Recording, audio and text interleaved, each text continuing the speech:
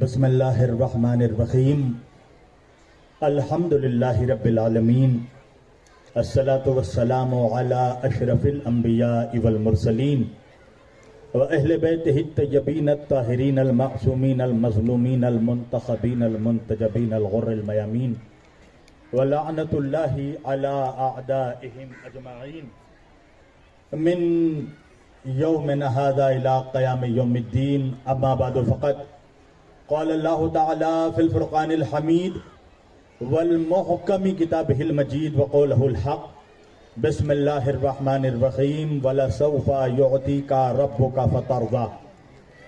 صدق اللہ المولانا العلی العظیم وبلغنا رسولہ النبی الامین الکریم ونحن علی ذلک لمن الشاہدین والشاکرین والحمد للہ رب العالمین. ایک بلند ترین صلوات پڑھے سب مل کر.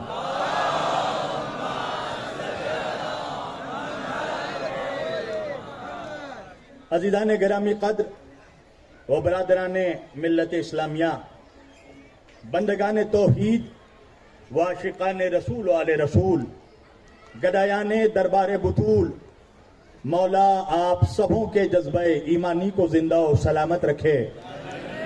میں اس سے قبل بیچ شاہراہ پر آپ کے درمیان تمہیدی گفتگو کر چکا ہوں، اور اس گفتگو میں ایک جملہ میں نے کہا تھا کہ زمانے نے اب تک مقام مصطفیٰ نہیں سمجھا تو وہ مقام فاطمہ کیا سمجھے گا.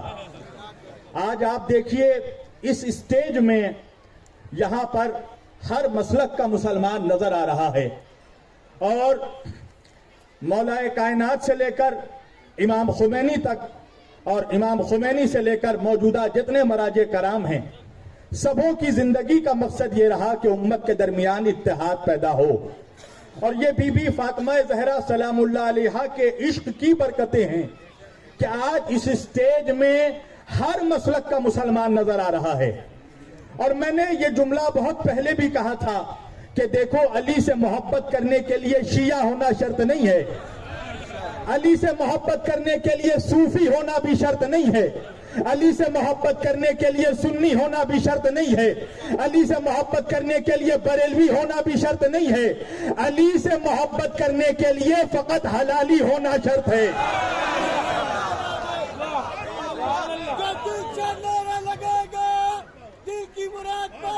دونوں ہاتھ بلند کر کے مولائی نعرہ سب مل کر.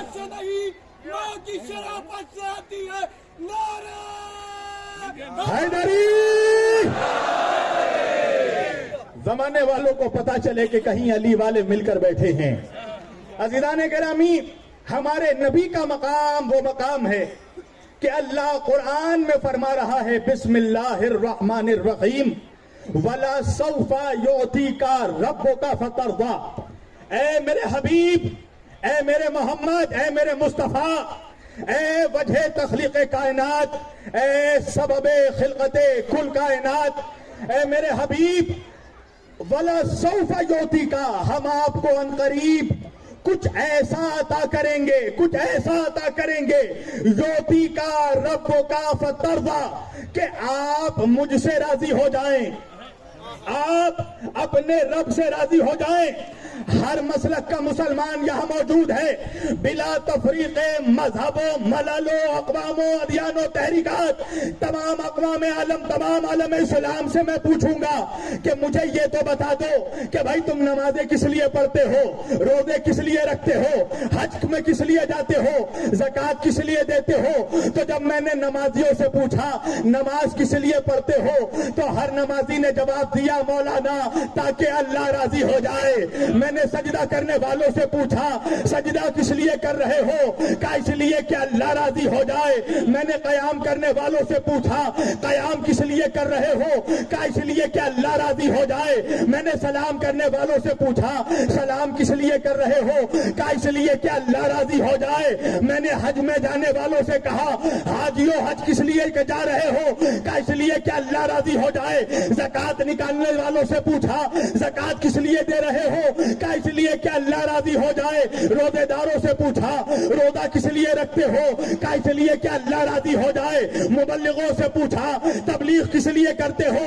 کہا اس لیے کہ اللہ راضی ہو جائے۔ اب میں امتیوں کے صفوں سے نکلا اور عالم معرفت میں، عالم عقیدت میں میں انبیاء کے صف تک پہنچا۔ آدم سے پوچھا اے آدم علیہ السلام توبہ کس لیے کی؟ کہا اس لیے کہ اللہ راضی ہو جائے۔ میں نے نوح سے پوچھا طوفان میں سفینہ کس لیے چلا رہے ہیں؟ کہا اس لیے کہ اللہ راضی ہو جائے۔ میں نے یونس سے پوچھا مچھلی کے پیٹ میں تسبیح کس لیے پڑھ رہے ہیں؟ کہا اس لیے کہ اللہ راضی ہو جائے۔ میں نے ابراہیم علیہ السلام سے پوچھا آگ میں سجدے کس لیے کر رہے ہیں؟ کہا اس لیے کہ اللہ راضی ہو جائے۔ میں نے موسیٰ سے پوچھا سمندر میں راستے کس لیے بنائے؟ کہا اس لیے کہ اللہ راضی ہو جائے۔ میں نے عیسیٰ سے پوچھا مردے کو زندہ کس لیے کر رہے ہیں؟ کہا اس لیے کہ اللہ راضی ہو جائے۔ ایک بات تو سمجھ میں آ گئی زمانے والوں، آدم سے لے کر ایدم تک ہر انسان کی زندگی کی عبادتوں کا مقصد یہی ہے کہ اللہ راضی ہو جائے، اللہ راضی ہو جائے۔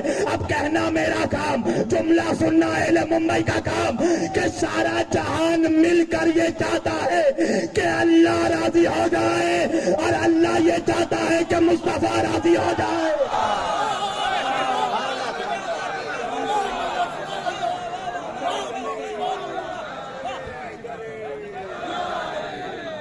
ساری کائنات کی عبادتوں کا مقصد یہی ہے کہ اللہ راضی ہو جائے اور اللہ یہ چاہتا ہے کہ مصطفیٰ راضی ہو جائے۔ اللہ قرآن میں سورہ حجرات میں آواز دے کر کہتا ہے بسم اللہ الرحمن الرحیم یا ایھا الذین آمنوا لا تقدموا بین یدی اللہ ورسولہ واتقوا اللہ ان اللہ سمیع علیم۔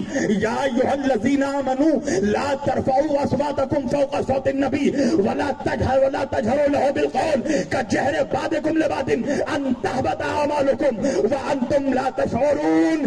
اللہ کہہ رہا ہے یا ایھا الذین آمنو، اے ایمان والو، اے ایمان والو۔ اللہ جانے ممبئی کہا ہے اللہ بے ایمانوں سے خطاب ہی نہیں کرتا۔ یا ایھا الذین آمنو، اے ایمان والو کیا کرو؟ لا تقدموا بین یدی اللہ ورسولہ۔ دیکھو خبردار اللہ اور رسول سے ایک قدم بھی آگے بڑھنے کی کوشش مت کرنا، ایک قدم بھی آگے مت بڑھنا۔ اب بتاؤ ممبئی والوں میں دو کوری کے ملا کی مانوں یا اللہ کی مانوں؟ اللہ کہہ رہا ہے کہ کوئی ایمان والا میرے نبی سے ایک قدم آگے نہیں بڑھ سکتا، اور ملا کہتا ہے امتی آگے نماز پڑھا رہا تھا نبی پیچھے پڑھ رہے تھے۔ پوری توجہ کرنا، لا تقدموا بین یدی اللہ ورسولہ۔ خبردار میرے محمد سے ایک قدم بھی آگے بڑھنے کی کوشش مت کرنا۔ اللہ جاننے والا بھی ہے، اللہ سننے والا بھی ہے۔ یا ایھا الذین آمنوا لا ترفعوا اصواتکم فوق صوت النبی۔ اور دیکھو میرے نبی کی آواز پر اپنی آواز کو بلند نہ کرنا۔ یا ایھا الذین آمنوا لا ترفعوا اصواتکم فوق صوت النبی ولا تجہروا لہ بالقول۔ اور دیکھو میرے محمد کو ویسے نہ پکارنا جیسے تم ایک دوسرے کو پکارتے ہو، جیسے تم اپنے بھائیوں کو دوستوں کو پکارتے ہو۔ وَلَا تَجْهَرُوا لَهُ بِالْقَوْلِ كَجَّهْرِ بَعْضِكُمْ لِبَعْضٍ۔ اللہ کہہ رہا اگر تم جیسا ہوتا تو ہم اجازت دے دیتے۔ خبردار میرے نبی کی آواز پر اپنی آواز کو نہ بلند کرنا، میرے نبی پہ ویسے نہ بولنا، میرے نبی کو ویسے نہ پکارنا جیسے تم ایک دوسرے کو پکارتے ہو۔ اور آخر میں اللہ کہہ رہا اور سنو اے ایمان والو، خبردار اگر تم نے میرے محمد کی گستاخی کی، اگر میرے محمد سے آگے بڑھ گئے، اگر میرے محمد کو ویسے پکار لیا جیسے اپنے بھائیوں کو دوستوں کو پکارتے ہو، اگر میرے محمد کی آواز پر اپنی آواز بلند کر دی، اگر میرے محمد کی گستاخی کی تو کیا کرے گا اللہ پتا ہے؟ ان تحبط اعمالکم۔ اللہ کہہ رہا ہے تمہاری پڑھی ہوئی نمازیں تمہارے منہ پہ مار دوں گا۔ अन तहबत अमालुकुम, तुम्हारे रखे हुए रोजे तुम्हारे मुंह पे मार दूंगा, तुम्हारे किए हुए हज तुम्हारे मुंह पे मार दूंगा, तुम्हारी दी हुई ज़कातें तुम्हारे मुंह पर मार दूंगा। अन तहबत अमालुकुम, तुम्हारी सारी इबादतों को, अमाल को, सजदों को, नमाजों को हम हफ्त कर लेंगे, हम जला देंगे। अगर मेरे मोहम्मद की गुस्ताखी की तो पता क्या चला भाई, इबादत होती है कुर्बतन इलल्लाह, इबादत होती है कुर्बतन इलल्लाह, यानी अल्लाह कुरान में बता रहा है सजदा करना है खुदा को मगर राजी करना है मोहम्मद को। आखिरी आदमी तक जुमला सुनना तो भाई सारे इबादत, सारे नमाज, सारे रोजे, हज, ज़कात, सजदा, इबादत, ये सब की बुनियाद है रिज़ाए मुस्तफा। अगर मोहम्मद राजी तो सजदे कबूल, अगर मोहम्मद राजी तो नमाज़े कबूल, अगर मोहम्मद राजी तो इबादत कबूल, हर अमल कबूल होगा जब मोहम्मद राजी होंगे। मैंने दोनों हाथों को जोड़ा, मदीने का रुख किया, आवाज देकर कहा या रसूल अल्लाह, सारी इबादत कबूल तब होगी जब आप राजी होंगे। तो हमें बता दीजिए आप कैसे राजी होंगे। तो मेरे नबी ने फरमाया जिससे फातिमा राजी उससे मैं राजी।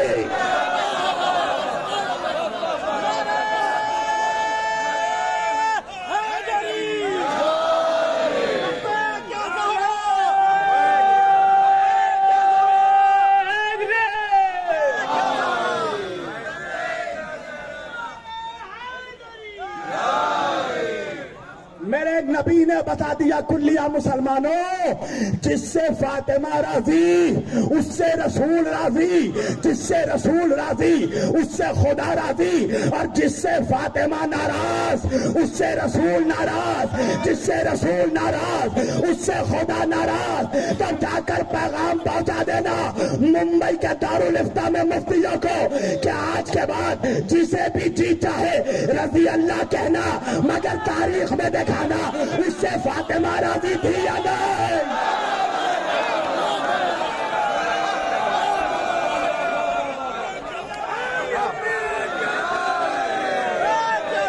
अल्लामा इकबाल कहते हैं क्या आलमे निस्वा में मिलती है मिसाल इसकी, क्या आलमे निस्वा में हो रही क्या आजान? आप मुझे बता दीजिएगा आजान हो रही है ताकि मैं नमाज रोक दूं। पूरी तवज्जो।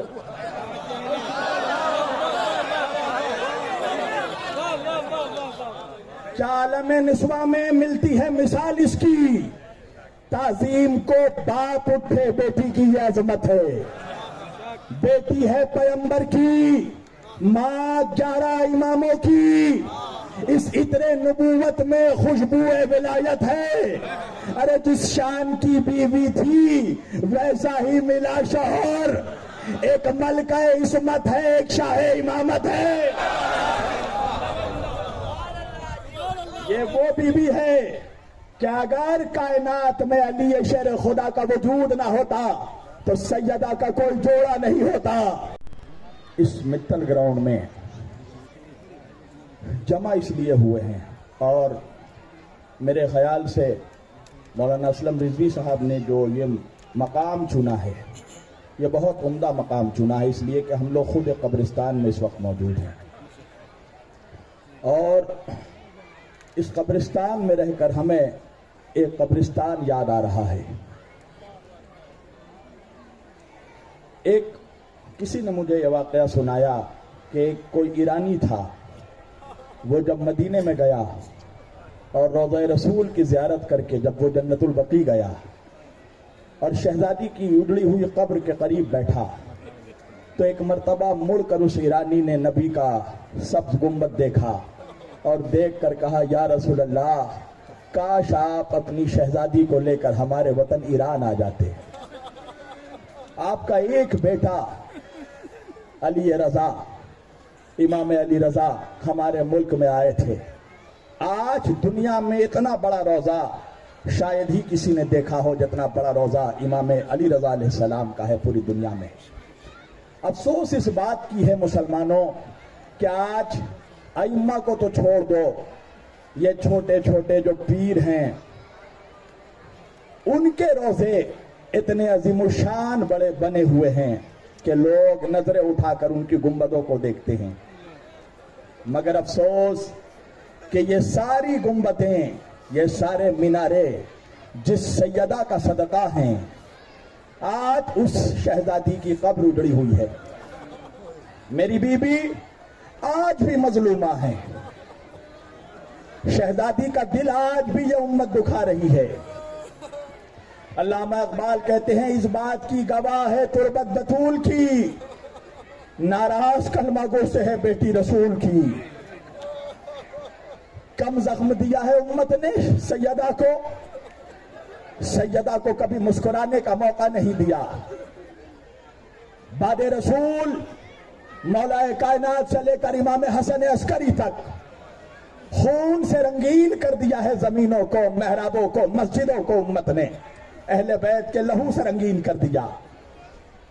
اور آج بھی جب جی نہیں بھرا تو آج دیکھو قبر سیدہ اجڑی ہوئی ہے،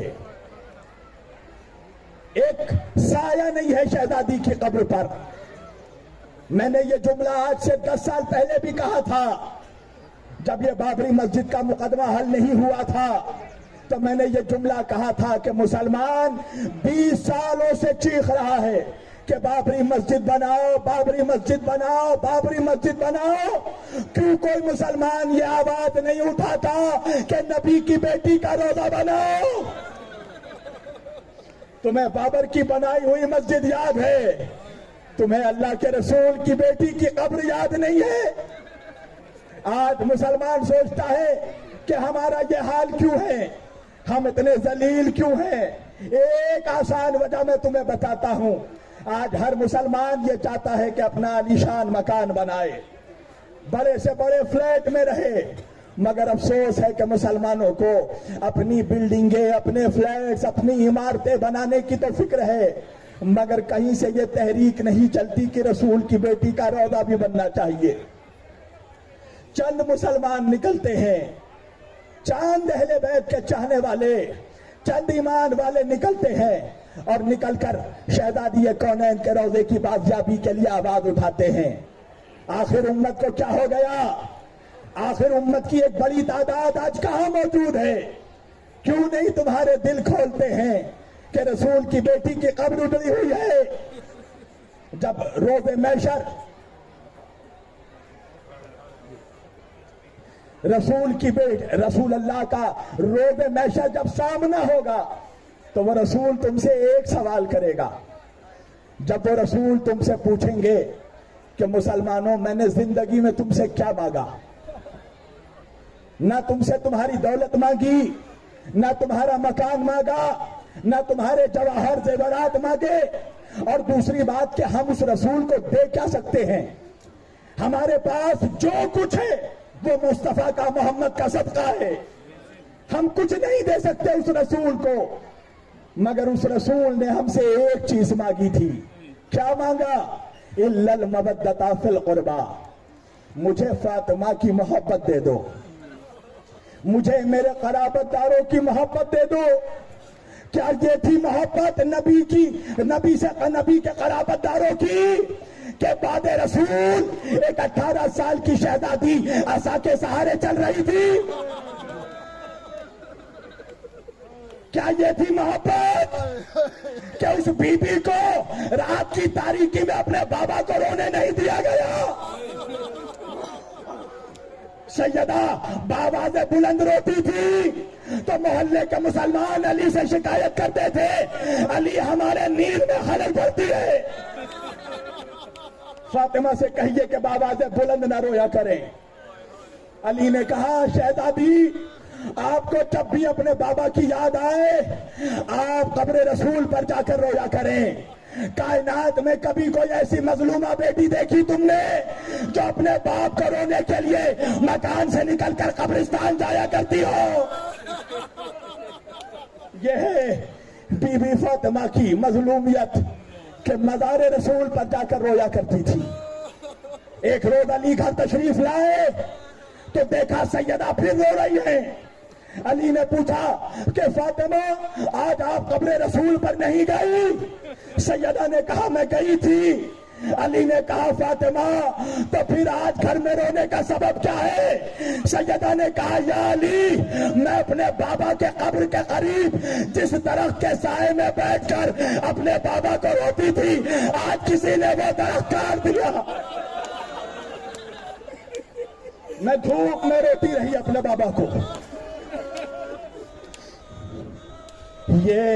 یہ ادر رسالت ادا کیا ہم نے اپنے نبی کو۔ بس سمیٹ دیا میں نے اپنے گفتگو۔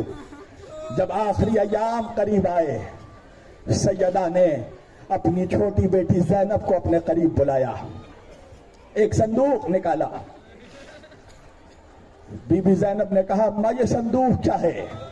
ایک مرتبہ صندوق کھولا، صندوق کے اندر سے شہزادی نے کفن نکالا۔ شہزادی زینب نے کہا اماں یہ کفن کیسا؟ جناب سیدہ نے کہا بیٹی زینب ابھی کچھ دن گزریں گے، تیرے بابا علی تیرے پاس آئیں گے اور آ کر کہیں گے بیٹی زینب اماں کا کفن دینا۔ زینب یہ میرا کفن ہے، تیرے حوالے کرتی ہوں۔ ایک مرتبہ پھر سے صندوق کھولا، ایک اور کفن باہر نکالا۔ شہزادی زینب نے پوچھا اماں یہ کس کا کفن ہے؟ کہا بیٹی زینب ابھی کچھ دن اور گزریں گے، تیرا بڑا بھائی حسن تیرے پاس آئے گا، آ کر کہے گا زینب بابا کا کفن دینا۔ یہ تیرے بابا علی کا کفن ہے۔ بس اللہ ڈالو 2 منٹ، مجھے حکم ہوا میں مسائب میں اپنی گفتگو ختم کروں گا۔ پھر ایک مرتبہ صندوق کھلا، ایک اور کفن باہر نکلا۔ شہزادی زینب نے کہا اماں یہ کس کا کفن ہے؟ کہا زینب کچھ دن اور گزریں گے، تیرا بھائی حسین تیرے پاس آئے گا، آ کر کہے گا بہن زینب بھیا حسن کا کفن دینا۔ زینب یہ تیرے بھائی حسن کا کفن ہے۔ ہاں عزادارو، صندوق بند ہوا، پھر سے شہزادی نے صندوق کھولا، ایک اور کفن باہر نکالا۔ بس مجلس تمام ہو گئی، ایک کفن باہر نکالا۔ زینب نے تڑپ کر کہا اماں کیا یہ بھیا حسین کا کفن ہے؟ ایک مرتبہ تڑپ کر کہا شہزادی نے نہیں میری شہزادی یہ بھی تیرے بھیا حسن کا کفن ہے۔ زینب نے کہا اماں بھیا حسن کے لیے 2 کفن کس لیے؟ ایک مرتبہ زہرا نے کہا یہ کیا پوچھ لیا زینب، ارے تیرے بھائی حسن کا جنازہ گھر سے باہر جائے گا، خون میں بھرا واپس۔ اجرکم من اللہ، خدا تمہیں کوئی غم نہ دے سوائے غم زہرا کے۔ بس مجلس تمام ہو گئی۔ عزادارو یہ کہہ کر ایک مرتبہ سیدہ فاطمہ نے صندوق کو بند کر دیا۔ شہزادی زینب نے دونوں ہاتھ جوڑ لیے، اماں کیا میرے بھیا حسین سے کوئی غلطی ہو گئی؟ جناب فاطمہ نے کہا زینب ایسا کیوں کہتی ہو؟ کہا اماں سب کا کفن دیا، بھیا حسین کا کفن نہیں دیا۔ ارے بی بی نے چہرے پر ہاتھ مارے، سر پر ہاتھ رکھا، ارے زینب میرا حسین بے گورو کفن کربلا۔